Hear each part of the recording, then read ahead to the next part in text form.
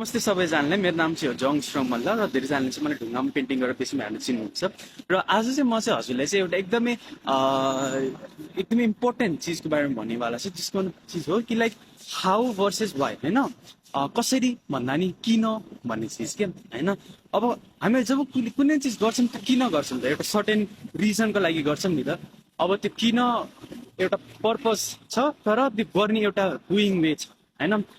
र जहिले पनि एउटा मैले सिकेको चिज चाहिँ मेरो बाबाबाट के हो भन्दाखेरि कि जिन्दगीमा अगाडि बढ्न छ भने वाइ चाहिँ एकदमै क्लियर हुनुपर्छ।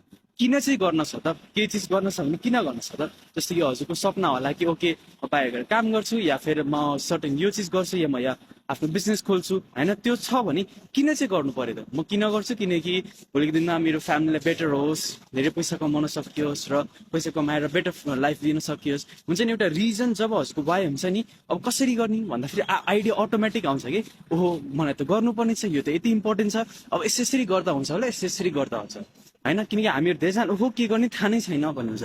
तर त्योभन्दा अगाडि सोच्नु पर्यो कि किन चाहिँ गर्ने त, होइन? गर्ने त गर्ने, तर किन गर्ने? नगरिने भइहाल्यो। तर जब थाहा हुन्छ कि होइन गर्नुपर्छ किनकि यो छ भनेपछि अनि बल्ल चाहिँ कसरी गर्ने चाहिँ अटोमेटिकली आइरहेको हुन्छ।